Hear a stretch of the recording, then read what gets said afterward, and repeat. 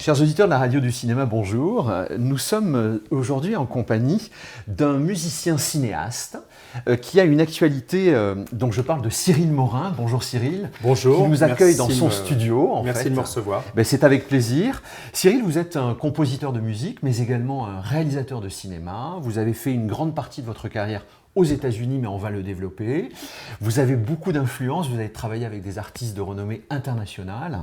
Tout ça, vous allez nous en faire part, mais aujourd'hui, votre actualité, c'est la synthèse de toutes vos créations musicales sur un vinyle et également un CD, donc des matériaux physiques. J'imagine que c'est également téléchargeable sur des plateformes, etc. Mais pour le coup, l'anecdote, c'est que vous avez aussi fait un clin d'œil à l'aspect physique de l'objet.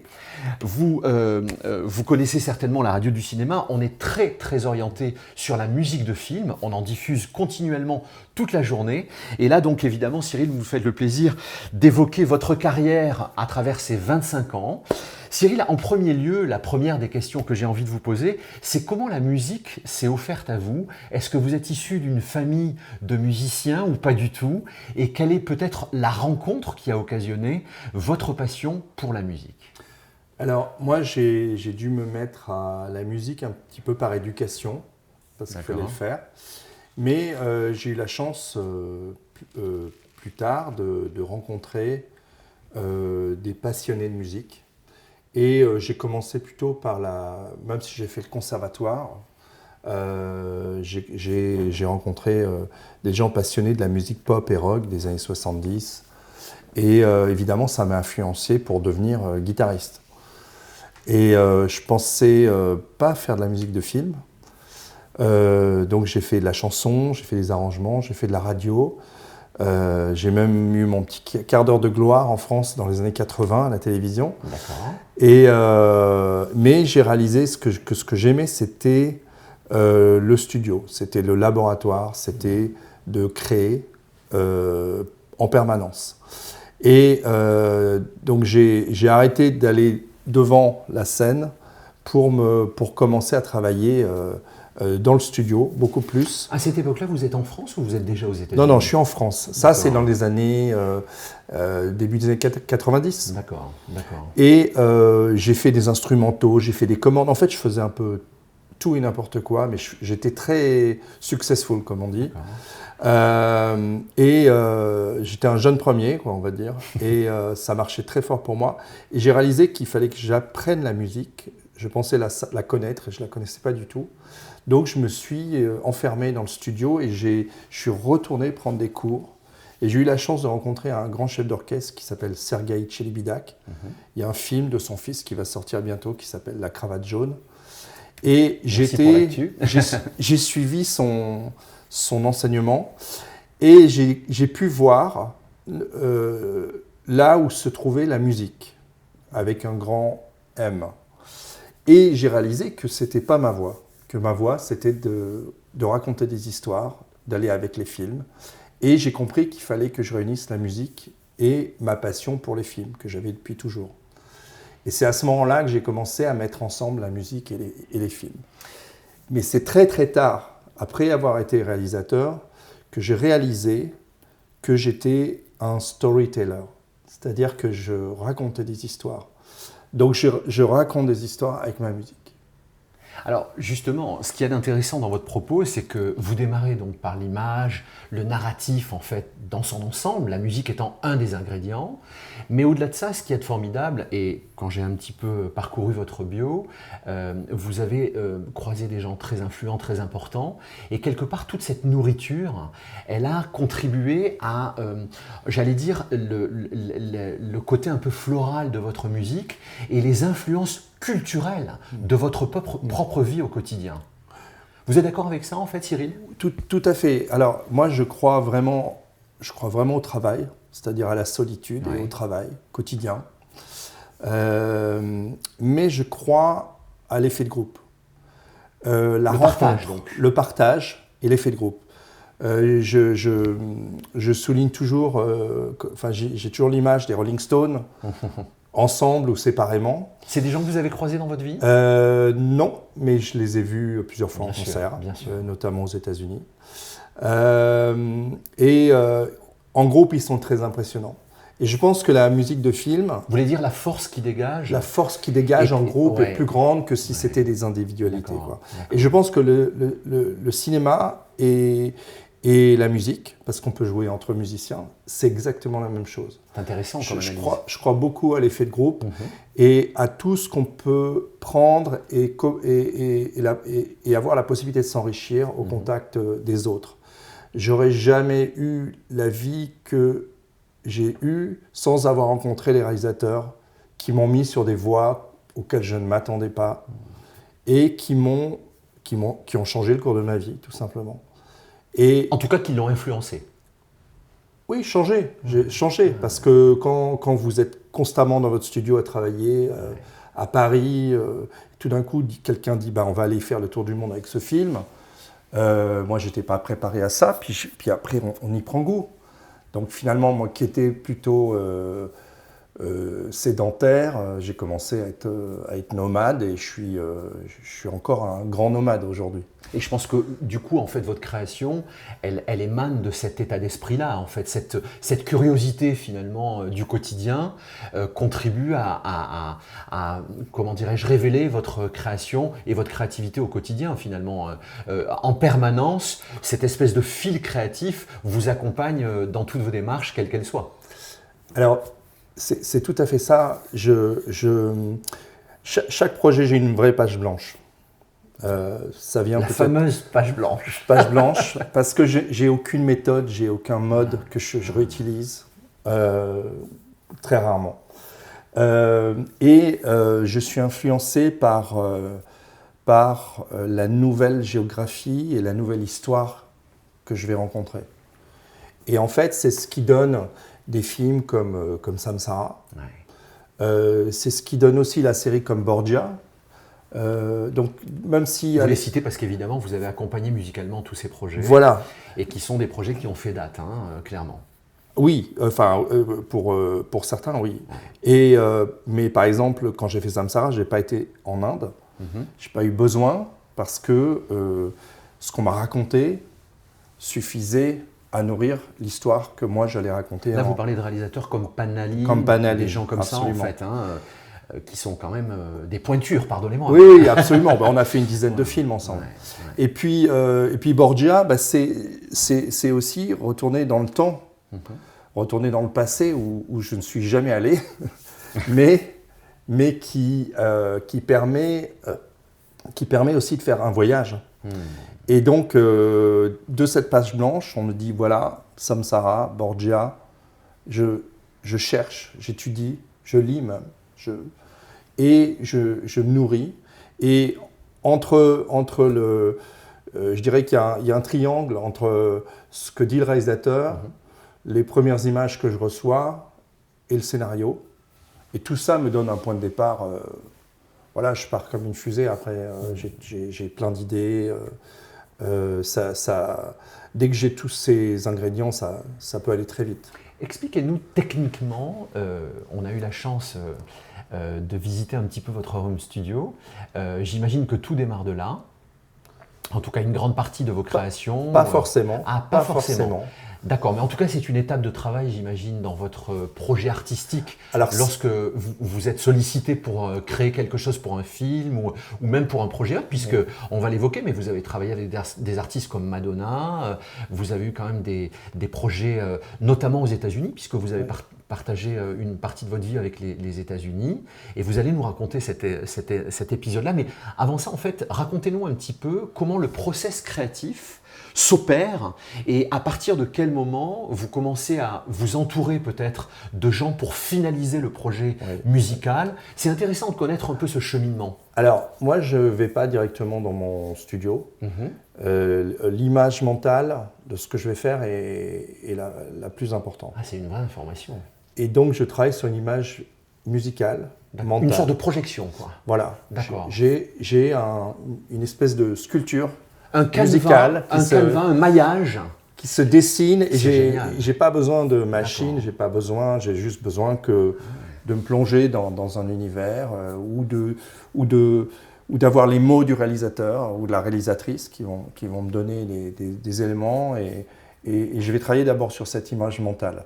Après, mon temps passé en studio, ça va être pour reconstruire cette image mentale dans la forme musique, studio, instrument, écriture. Et donc, c'est ça que je vais rechercher. Et en fait, je n'aurai de cesse que de chercher cette image mentale. Quand cette musique devient un élément, une patte, je dirais technologique et musicale qu'on peut travailler, à ce moment-là, oui, je me déplace avec ça. Mais ce n'est pas le studio la première des choses. Et d'ailleurs, après toutes ces années à faire des centaines et des centaines de musiques, j'aime pas passer trop de temps en studio. Ah, c'est génial. J'aime passer du temps avec C'est la finalisation technologique, quoi. Oui, Avant ça, il y a eu bien plus d'étapes de cette espèce de maillage dont on vient de parler qui illustre finalement l'inspiration, quoi. Oui. Puisque tout part de là. Oui, j'aime travailler avec les musiciens, j'aime travailler avec les autres, mais quand je suis tout seul, j'aime bien que la partie studio ne soit pas trop longue parce que déjà, moi je passe 12 heures par jour dans mon studio, donc c'est déjà pas mal. C'est beaucoup, c'est beaucoup. Donc il faut aussi que j'ai des moments où mon mental peut trouver… S'oxygéner, se régénérer avec peut-être des expériences différentes. Oui, absolument. Et c'est pour ça que j'ai toujours un autre projet dans d'autres disciplines qui me nourrit. Bien sûr. Et qui rebondit sur ce que je fais et qui s'apporte l'un à l'autre. Cyril, merci pour ces témoignages, c'est extrêmement intéressant. Je vais mettre un peu les pieds dans le plat parce que c'est évidemment l'actualité aussi. Pas plus tard qu'hier soir, je participais en fait à une conférence sur l'intelligence artificielle et parmi les invités, il y avait un de vos confrères éminents qui s'appelle Laurent Cousson, que vous connaissez certainement. Et ce sujet a été évoqué, notamment pour la création musicale. Comment vous absorbez ou en tout cas vous regardez l'intelligence artificielle et qu'est-ce que dans votre quotidien c'est en train de changer, ça va changer ou ça a changé? Expliquez-nous un petit peu votre point de vue par rapport à ça parce que je pense que les gens aujourd'hui, beaucoup en tout cas dans la sphère créative, s'interrogent autour de ce milieu et on reviendra après sur votre actualité. Alors moi j'ai beaucoup étudié ça parce que j'étais aussi à des conférences à l'Académie de Motion Picture à Los Angeles. Alors oui, il faut préciser que vous êtes un membre en fait pour les Oscars aux États-Unis pour la partie musicale. Hein. Oui, absolument. Voilà. Donc c'est une responsabilité importante. Parfois oui. Et ça m'a permis d'accéder à des conférences et à des gens très avancés dans leur métier au niveau international pour en parler. Alors moi je suis assez calme par rapport à ça. D'abord on utilise toutes ces choses-là dans notre quotidien déjà, et il y a des programmes de musique qui sont des sons programmés qu'on utilise comme son, parfois comme son. Moi, j'ai pas encore utilisé, mais il y a des sons qui se développent comme ça, un peu gérés par l'IA.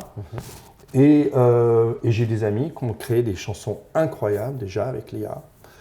Mais bon, pour moi, c'est une technologie en plus. Parce que c'est pas parce que… Donc vous considérez ça comme un outil complémentaire? Absolument. Si vous êtes médecin, vous utilisez l'IA, vous avez le contrôle. Si vous êtes écrivain, vous utilisez l'IA, vous avez le contrôle. Si vous ne connaissez rien, vous n'avez aucun contrôle et vous allez vite passer pour un idiot, quoi. Parce que c'est une vraie info. Parce que l'IA, quand vous la contrôlez pas, faites un texte en IA et ressortez le truc, c'est pas toujours terrible, quoi. D'accord. Donc même si ça va s'améliorer, il faut avoir le contrôle sur ça. D'accord. Il y aura toujours, comme avec la technologie, la musique électronique dans les années 90, il y aura toujours des gens qui vont sortir et qui vont faire une carrière avec ça. Mais je ne pense pas que tout va marcher parce que c'est de l'IA. Donc vous considérez que finalement l'aspect créatif de votre métier n'est en aucun cas menacé par cette émergence de nouvelles technologies qui vient finalement accompagner en tant qu'outil vos propres créations. C'est comme ça que vous le définissez, hein? Je pense que ce sera important dans nos vies, oui. Mais sur la partie créative, je me souviens avoir parlé avec un membre du groupe Metallica où ils avaient fait un film, ils avaient mis 30 millions de dollars du groupe dans un film en prenant les meilleurs de chaque truc et ils se sont plantés. Donc, c'est pas parce que vous allez faire le meilleur programme possible avec l'IA que ça va marcher. J'y crois pas. Et en plus, je pense que l'IA sera développée au niveau individuel et pas forcément au niveau collectif. C'est-à-dire que l'IA que vous allez utiliser, c'est pas la même que celle de votre voisin, même au niveau créatif. Donc après, il y aura des choses qui vont sortir avec l'IA, qui vont marcher avec l'IA, il n'y a pas de doute. Mais ce n'est pas une garantie de succès. Et pour ma part, moi je continue mon chemin. J'ai pas de, j'en prends conscience, mais je pense même qu'il faut l'intégrer dans notre vie petit à petit, c'est pas un souci. Je pense quand même que les artistes et les poètes ont quand même une chance, c'est qu'ils travaillent avec l'avenir. L'IA travaille avec le passé. La ligne, au moment où on parle, l'IA travaille avec tout le passé. Nous, on travaille avec une projection dans l'avenir. Donc on a ce truc en plus que l'IA aura peut-être un jour. Mais je ne sais pas si l'IA pourra se projeter dans l'avenir sans utiliser les données qu'elle a dans le passé. Donc je pense à Jules Verne, je pense à Da Vinci, je pense à tous ces incroyables artistes qui ont une vision comme ça. Et nous, on a encore cette possibilité de vision. Après, on est visionnaire ou pas, peu importe. Mais je pense qu'il faut choisir en tant qu'artiste ce qu'on veut faire. Est-ce qu'on veut continuer dérouler ce qu'on a commencé à faire, ce qu'on veut faire en tant qu'artiste au niveau individuel, ou est-ce qu'on veut commencer à être influencé par toutes ces données qui sont des choses qui peuvent nous dérouter de ce qu'on doit faire en fait. Donc je suis intéressé, je l'utilise parfois. Observateur, dirons-nous. Observateur. Ouais. Je pense qu'on va l'intégrer dans notre vie. Je pense que derrière, il y a la quantum computing qui va être beaucoup plus rapide et beaucoup plus puissante, beaucoup plus forte, mais qui a ce risque de nous faire perdre le sens des étapes de construction. C'est-à-dire qu'aujourd'hui, on se construit avec des étapes et on devient un chercheur, un artiste. On s'accomplit au fil des expériences, finalement. Oui, c'est grâce au process qu'on devient ce qu'on est. Quand il n'y aura plus le process, comment on va gérer ça et quel vide on va ressentir un grand vide, parce que je pense qu'on existe aussi grâce à ce process. Donc tout ça sont des données que moi je prends de façon assez tranquille et je n'ai pas vu la terre trembler là encore. Et il y aura, comme les lunettes 3D, comme l'électronique, il y aura d'énormes succès. Des gens qui vont rester longtemps en utilisant la 3D. Je pense qu'il y a des réalisateurs aujourd'hui, je ne peux pas dire de nom, mais qui préparent leur prochain film en 3D. Moi-même, je travaille sur un projet de clip en 3D. Excellent. Mais c'est pas, mais il y a des données de création précises. Malgré que ce soit en IA, pardon, j'ai dit 3D. Mais on avait compris, oui. En fait, là, vous parliez de l'outil que vous utilisez, peut-être des mid-journées ou des choses comme ça, ou des logiciels en tout cas qui permettent de... D'accord. Mais la part créative doit rester sous le contrôle du créateur. Ça, c'est une belle synthèse et j'aime bien la dimension positive que vous véhiculez autour de toutes les craintes que peuvent avoir beaucoup de créatifs. Même aux États-Unis, on a vu, notamment à Los Angeles, des manifestations de certains scénaristes, etc. Oui, mais ça, c'est pour les droits. Alors, ça, c'est pour les droits. Donc, ça va donner... Ça fait partie de la réflexion. Ça va donner beaucoup de travail aux avocats, qui seront eux-mêmes remplacés par l'IA. Mais disons que la question des droits se pose, mais elle s'est toujours posée, la question des droits. Donc, c'est un fait. On a eu les samples. La question a été résolue. Elle a mis des années à être résolue. On a eu le piratage. La question a été plus ou moins résolue. Et puis voilà, on va perdre. Moi, ce que je peux vous dire, c'est que la moitié de la pyramide musicale audiovisuelle, la moitié basse, va être prise par l'IA pour les programmes. Pour tout ce qui est flux, les programmes, les musiques, les scénarios, ça va être pris par l'IA. Donc si vous ne faites pas un truc en plus, vous n'avez aucune chance. pour définir les choses et pour bien comprendre ce qui se véhicule derrière ce mot, la chose en plus, comment est-ce que vous la traduiriez créativement parlant? Il faut avoir une particularité, il faut avoir Une un signature. style, une signature. D'accord. Il faut avoir quelque chose qui est plus que Oui, j'ai compris. le... Finalement, donner de l'émotion, communiquer votre propre émotion, parce que derrière le mot IA, la dimension émotionnelle, elle n'est pas forcément présente. En tout cas, beaucoup moins que la fraîcheur d'une vraie création. Vous êtes d'accord avec ça? Oui, et puis je pense que pour des documentaires, pour des reality shows, etc., ça va très très bien fonctionner. D'accord. Et voilà, moi j'avais des musiques qui étaient prises des fois à la télévision, elles ne seront plus prises. Ça va être remplacé par ces musiques qui vont être créées par les productions allemandes. Ça va vous obliger à être encore plus créatif. Mais il faut être encore plus créatif, il faut être encore plus différent, il faut être encore plus hors sol, je dirais, et arriver avec des nouvelles idées, une folie qui nous sort du flot de données que va gérer l'IA. Cyril, je reviens sur votre carrière. Merci pour ce témoignage. Vous avez donc, on est aujourd'hui à Paris, mais vous avez partagé une partie de votre vie avec les États-Unis. Qu'est-ce qui a motivé votre envie de découvrir cette culture? Peut-être que le business vous a imposé d'être physiquement présent là-bas? Racontez-nous un petit peu cet épisode. Moi, au risque de choquer, en tout cas en France, ma culture, elle est anglo-saxonne depuis toujours. D'accord. J'ai toujours écouté vous en avez cité un tout à l'heure, en tout cas. Les romans, le cinéma. Même si, pour moi, il y a une grande phase du cinéma français ou italien qui a été très important. Mais je lis la plupart de mes musiques que j'écoute, des livres que je lis. Culture anglo-saxonne. J'ai une vraie culture anglo-saxonne. D'accord. Donc c'est comme ça. Donc c'était un peu écrit que vous alliez avoir un parcours américain. Enfin, alors, en tout cas, il y a toujours les copains qui disent, quand on fait la musique de film, il faudrait que tu ailles à Los Angeles, à Hollywood, etc. Je parle de la fin des années 90. Quand j'ai fait Samsara, il a été présenté à l'American Film Institute à Los Angeles. Et il a été pris par la Weinstein Company à l'époque, les frères Weinstein. Donc il devait y avoir une grosse sortie, il devait y avoir une grosse couverture du film. Et donc je suis parti avec le réalisateur là-bas. Et là-bas, j'ai dû sécuriser mes droits. Et j'ai rencontré un éditeur qui, au bout du séjour, m'a dit « Voilà, j'aimerais bien te représenter ». Et en fait, j'ai dit « Bah ok ». Voilà. Et puis ça a commencé comme ça. Belle histoire. Et il me laissait sa maison.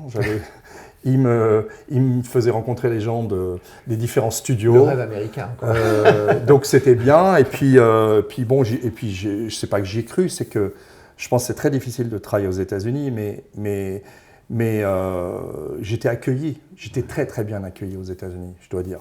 Très très bien accueilli. C'est une belle histoire, c'est joli ce que vous racontez. Et j'ai des expériences humaines qui sont formidables. Alors justement, merci de me faire la transition, mais vous avez quand même croisé des artistes, on va dire, taillés à l'international. Je pense en particulier à Madonna. Comment on fait des rencontres comme ça, en fait? Alors Madonna, je ne l'ai pas rencontré. J'ai travaillé avec son producteur, qui s'appelle Mirwais. Et à l'époque, il avait, je ne sais pas ce qu'il avait entendu. Si c'était parce que j'avais un projet d'album avec Naïve, le label Naïve à l'époque. Et le directeur artistique était le même que pour Mirwais. Il m'a suggéré pour faire 2 orchestrations pour son album. Il y a une des chansons qui est devenue, que Madonna a voulu pour elle. C'était destiné à une autre chanteuse dont je tairai le nom. D'accord. Et elle a décidé de le prendre. Donc c'est arrivé sur son album. Sans mes crédits par ailleurs. Ah, mais donc indirectement, vous avez quand même travaillé pour elle. Oui, non, mais bien sûr. De toute façon, si je la croise, je pourrais lui en parler. Mais après, j'ai travaillé aussi avec Kerry James, qui a pris un sample dans une de mes musiques de film. Excellent. Et puis, j'ai travaillé avec un finaliste de The Voice, USA. D'accord. J'ai travaillé avec un groupe anglais aussi. J'ai été enregistré dans le studio de U2. J'enregistrais les cordes là-bas. Donc j'ai eu plein d'expériences comme ça. Très jolie vie, Cyril. D'orchestration. Très belles expériences. Absolument. Et puis sinon, sur mon parcours, j'ai quand même cette possibilité de rencontrer des artistes. Et c'est ça qui m'a plu dans mon parcours aux États-Unis, c'est d'avoir la possibilité de rencontrer des artistes vraiment de légende, quoi. Ceux que j'écoutais quand j'ai commencé, ou que j'ai vus au cinéma, Vous avez etc. concrétisé des rêves, finalement, quelque part, Oui. en fait. Oui, enfin, j'ai même été au-delà. Donc ça m'a permis de rencontrer des personnalités complètement incroyables, et ça n'arrête pas. Et tout ça, ça doit être galvanisant, ça doit vous, artistiquement parlant, ça doit vous stimuler terriblement. Alors c'est très stimulant, mais ayant passé pas mal de temps donc à Los Angeles, je sais aussi qu'on peut passer beaucoup de temps avec des gens qui ont beaucoup de talent sans forcément que ça avance pour soi-même. D'accord. Donc la difficulté, c'est effectivement d'être lucide sur certaines lucide et de vraiment continuer à travailler, très, très dur.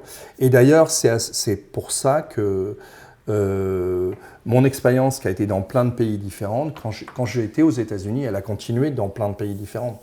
C'est-à-dire que j'ai continué à travailler avec l'Inde, avec le Burkina Faso, avec Israël, avec des endroits, l'Angleterre, avec des endroits. Un tas d'influences culturelles. Hein, c'est... Pour moi, la signature de votre travail, ça passe par ces expériences-là aussi d'un point de vue absolument, humain. Absolument. On est d'accord que... Absolument. Alors tout ça, finalement, ça fait votre actualité. C'est la synthèse, c'est ces 25 ans de carrière qui font l'objet d'une compilation qu'on a la chance d'avoir sous les yeux. Vous venez de les recevoir ce matin dans les locaux, dans les studios. Donc là, on a vraiment la primeur. Et donc, finalement, pour vous, c'est une forme d'aboutissement, un accomplissement quelque part.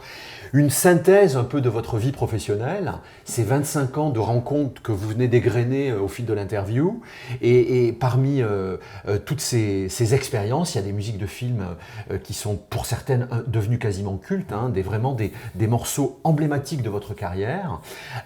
Ça va sortir quand officiellement cette compilation ? Alors c'est déjà sur les plateformes. C'est déjà disponible sur les plateformes. On va citer le nom. Le nom de donc c'est 25 years pour le dire en anglais, mais donc 25 ans de soundtrack de votre travail, quoi, finalement. Et du coup, ça, c'est un album qui vraiment est un peu la synthèse, on va dire, de votre savoir-faire. Absolument. Puis c'est aussi tourné vers l'avenir, parce que c'est le passé, mais aussi je pousse l'avenir et les prochains projets. On vous mettra le lien en description de l'interview. On mettra le lien du CD. Et c'est sorti également en vinyle. Il y a ce côté un peu vintage, en fait, absolument fabuleux. J'ai vu dans votre local que vous avez donc pas mal de vinyles, quelques vinyles. Pour vous, c'est important de garder en fait cette mémoire de ce support physique particulier qui correspond à une époque ? Alors, pour répondre à cette question, pour moi, c'est très important de matérialiser les choses et de garder la matérialisation. Je pense qu'on est à l'aube, on n'est pas loin d'avoir des milliardaires qui vont commencer à retirer des artistes ou des films d'Internet. Et que d'avoir... moi, j'ai gardé ma collection de vinyles, j'ai gardé mes DVD Blu-ray, j'ai gardé tous mes CD. Donc c'est des milliers de choses. Mais je crois en ça, et je crois aussi dans le son. C'est-à-dire que le MP3 a tué nos oreilles. C'est pour ça qu'il faut aller sur des plateformes qui proposent le format master. Et concrètement, donner un exemple en fait. Le MP3, ça compresse tellement que c'est un peu comme si votre main n'avait pas les dernières phalanges, quoi. Il manque ça dans le son. C'est fabuleux cette explication. Donc quand vous écoutez un CD, vous avez une restitution presque totale. Et quand vous écoutez un vinyle, vous avez une autre restitution qui est différente du CD parce que ce n'est pas le même master et qui vous donne aussi une dynamique totale. Vous voulez dire que le spectre émotionnel est bien plus présent ? Oui, en tout cas, la dynamique est plus présente et la qualité sur le vinyle et sur le CD, la qualité stéréophonique est sans craquement, sans rien, et comme ça. Mais pour répondre à votre première question, sur la compilation, pour moi, c'est très très important d'avoir fait cette compilation parce que J'ai travaillé à peu près si on regarde IMDb, j'ai travaillé à peu près sur 200 films. En fait, ça fait un peu plus. Mais si j'avais fait tous ces films dans le même pays, j'aurais un statut certainement national. Mais le fait d'avoir travaillé dans plein de pays fait que toutes mes musiques se sont diluées un peu partout. D'accord. Et j'en suis ravi, attention, hein, je ne sais pas, aucun regret. J'en suis ravi parce que justement le côté international m'a permis de rencontrer des gens différents et souvent extraordinaires. D'accord. Mais le fait de tout réunir dans un point et de dire voilà, ça c'est moi, c'est ce que j'ai fait, est une forme d'accomplissement, oui. Parce que c'est trop dilué pour que ce soit compris complètement. Je vous donne un exemple. Les derniers films que j'ai faits, il y en a un qui était numéro 1 sur Paramount Plus en Angleterre. Il n'est pas sorti en France. Le deuxième était entré aux Oscars pour l'Inde. Il n'est pas sorti en France. Il vient de passer 2 ans dans les salles au Japon, mais il n'est pas sorti en France. L'an dernier, j'ai sorti un film qui s'appelle L'enfant qui mesurait le monde, avec Bernard Campan, qui est sorti en France. Oui, bien sûr. Et croyez-le ou pas, c'est mon 3e long métrage français. Ah, c'est fou, c'est rien. Donc, alors j'ai fait beaucoup pour la télé, pour le documentaire, mais en long métrage, c'est mon 3e. D'accord. Donc si vous voulez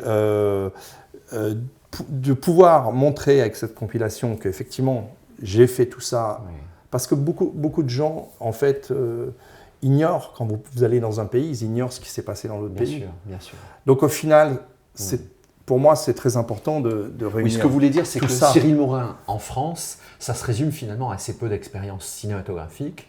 Et donc, votre, entre guillemets, notoriété internationale, elle vient finalement se confirmer à travers un support physique dont vous parliez, en l'occurrence cette compilation.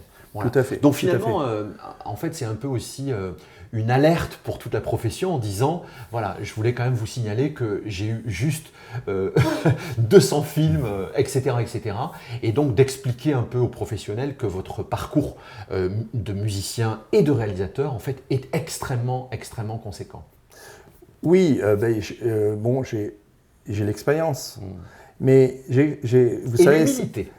Oui, mais je dirais que ça ne veut rien dire parce que vous prenez aujourd'hui, je viens de voir un film avec dont la musique est faite par Johnny Greenwood, qui était dans un rock band avant, qui n'a pas forcément de notion de classique et tout ça, mais qui vient pas de la musique de film et qui fait des bandes son, des musiques vraiment originales, extraordinaires.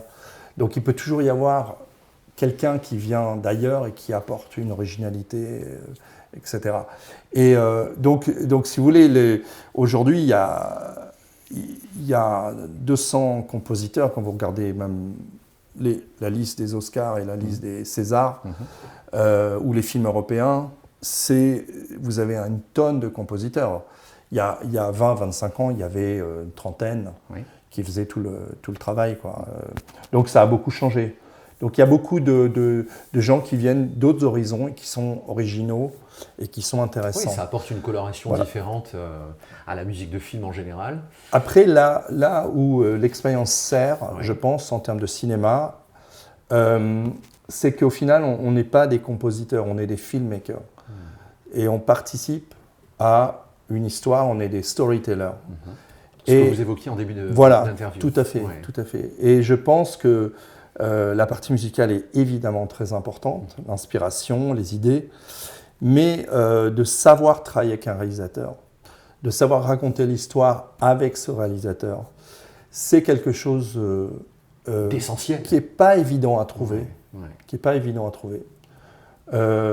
et en même temps, je comprends tout à fait quand un réalisateur va aller prendre quelqu'un qui vient d'ailleurs pour le faire rentrer dans son histoire parce que ça correspond. D'accord. Donc en fait, il faut rester très ouvert quant aux envies des réalisateurs, déjà, et le fait que, effectivement, l'expérience compte, mais ça change en permanence. Donc, si aujourd'hui, vous ne repensez pas votre métier aussi en permanence, vous pouvez rester un petit peu sur ce que vous avez fait auparavant et pas forcément aller de l'avant. Intéressant. Cyril, je vais vous poser une question un peu plus, on va dire, d'ordre spirituel. J'aimerais savoir finalement cet environnement de la musique, de la réalisation, etc. Qu'est-ce que ça dit de vous, au fond? Ça dit que déjà, j'aime pas m'ennuyer.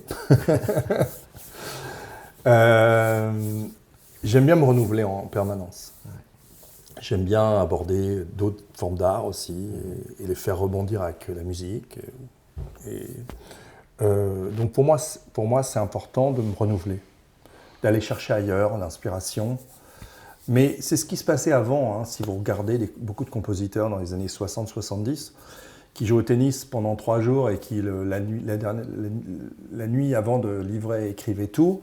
Il y a des exemples comme ça. Je pense qu'on vivait plus, un peu moins de façon acharnée comme on le fait maintenant, artistiquement. On vivait un peu plus auparavant. Donc en fait, d'aller dans différentes disciplines, ça me permet de vivre d'autres expériences qui nourrissent à chaque fois l'expérience musicale. Et d'avoir réalisé des films aux États-Unis, ça a fait de moi un meilleur compositeur. Je comprends mieux le réalisateur, je comprends mieux là où il faut mettre de la musique, je comprends mieux ma place et que, effectivement, on participe à la même histoire. Parce qu'au final, c'est une histoire. Et ma compilation, c'est une histoire. Chaque musique est une histoire. Donc, c'est pas que la connaissance de la musique, c'est la possibilité de raconter une histoire. Oui, de la restituer dans un environnement où finalement ça raconte quelque chose. Oui, absolument. Sur un film, ça participe en même temps que le chef-op, les acteurs, le set designer, etc. Au scénario, ça participe à l'histoire. Oui. Mais quand on crée des musiques en dehors des films, c'est exactement la même chose. D'accord. Songe d'une nuit d'été, Prélude à l'après-midi d'un faune, La mer. Belle référence. Ça vous raconte une histoire. Bien sûr. Et donc, on n'est pas loin. Enfin, je pense qu'au final, ça se résume à ça. Ce qui fait qu'on reste dans la durée, c'est cette histoire. C'est pas le détail du contrepoint entre le violon 2 et la viola, quoi. C'est précieux ces observations, parce qu'effectivement, ce qu'on comprend de ce que vous dites là, c'est qu'il y a quand même une osmose très forte entre toutes ces compétences artistiques, et c'est ce qui finalement font l'histoire et la magie du résultat final. Oui, mais moi j'ai mis beaucoup de temps à comprendre ça. D'accord. Je pensais que je faisais de la musique au départ. De manière un peu finalement personnelle. Et vous veniez vous adosser à un projet. Or aujourd'hui, en fait, vous fusionnez véritablement dans une réflexion collective. Vous avez évoqué quelque chose tout à l'heure de très important, c'est que au lieu d'être seul, c'est mieux d'être en groupe. Vous le disiez tout à l'heure. Oui. Et cette réflexion-là, j'ai l'impression qu'elle est complètement intégrée dans votre modus operandi aujourd'hui. Oui. Oui, absolument. C'est pour ça que je comprends. C'est une information précieuse. Je comprends. Les réalisateurs travaillent en groupe. Je travaille avec une équipe, avec une dizaine de corps de métier. Et je ne suis pas du tout choqué quand je vois des compositeurs maintenant travailler aussi en groupe, s'adosser à des gens qui savent mieux qu'eux sur certains domaines. Il ne faut pas hésiter à le faire. Parce qu'au final, l'intérêt supérieur, c'est le projet artistique pour qu'il soit le plus au fait de ce que voulait donner comme message le réalisateur. Oui, et puis on ne sait pas tout. Ouais. On ne sait pas tout. On a besoin d'abord d'apprendre en permanence, ne serait-ce qu'avec les outils. Et apprendre. Moi, j'ai appris, quand on m'a dit qu'il faut utiliser un doudouk pour la première fois, il y a 25 ans, je ne savais pas que ça venait d'Arménie. J'étais au concert de Djivan Gasparian quand il était vivant à Londres, qui était un des plus beaux concerts que j'ai pu voir. 3 musiciens sur scène. Il y avait d'ailleurs un Michael Nyman qui était dans la salle, pas loin. Et donc lui, qu'est-ce qu'il fait ? Lui aussi va écouter cet instrument par le meilleur joueur et étudie Enfin, c'est une façon de rentrer des données sur les instruments, les nouveaux instruments, des choses qu'on ne connaît pas, etc. Et ça, c'est un travail qu'il faut faire en permanence. Excellent. Ben écoutez, on arrive au terme de cette interview. Alors, pardon, je ne vous ai pas prévenu, mais il y a une petite tradition à la radio du cinéma. Je vais vous poser 3 questions et très spontanément, je vais vous demander de m'y répondre. Je vais vous demander quel est votre film préféré, votre musique de film préférée et votre réplique préférée. Alors, bon, meilleur film, comme beaucoup de gens à mon avis, c'est pas très original, mais je vais dire Le Parrain. D'accord. Je suis très influencé par les créateurs et les artistes des années 70. D'accord. J'ai eu la chance de croiser Al Pacino et je viens de lire sa bio. Voilà, c'est ces gens-là qui me font vibrer. C'est aussi parce que la mentalité de l'époque, je trouve, manque aujourd'hui. La musique préférée, j'aime beaucoup humainement et par rapport à la musique qu'ils font, Gabriel Yared, Alberto Iglesias ou Michael Dana, parce que leur musique vient du cœur et elle me parle beaucoup. D'accord. Voilà. D'accord. Et là, vous n'avez pas spontanément un film dans lequel la musique a été vraiment une vibration toute particulière? Est-ce qu'on la mettra en référence? Alors, si, Ah. et oui. Et alors, la première fois où j'ai réalisé qu'il y avait une musique dans le film, c'est la musique de Maurice Jarre. D'accord. Et j'ai eu la chance de le rencontrer à la fin de sa vie, Oui. et qui était un homme charmant, malgré les aléas que j'ai découvert après sur sa famille. Et ça, effectivement. Et la première fois que j'ai reçu un prix, c'était à Auxerre dans les années 2000. J'ai reçu le prix et il était devant moi. Et, donc c'est pas mal. Et puis une réplique, si vous avez une réplique que vous aimez bien. C'est plutôt une phrase qui va corroborer ce que je viens de dire. C'est ce que dit Gabin quand il dit qu'est-ce qu'il faut pour faire un film. Il dit qu'il faut 3 choses. Une histoire, une histoire, une histoire. Vous savez, je vais vous dire une chose, je me rappellerai toujours d'une chose que Jean Gabin m'a dit quand j'ai commencé à ses côtés à faire du cinéma. Il m'a dit, rappelle-toi que pour faire un bon film, il te faut 3 choses. Primo, une bonne histoire. Secondo, une bonne histoire. Et tertio, une bonne histoire. Bah écoutez, merci infiniment Cyril. On Merci rappelle donc cette compilation qui vient de sortir, qui est déjà disponible sur les différents, comment on appelle ça, les plateformes. Merci beaucoup.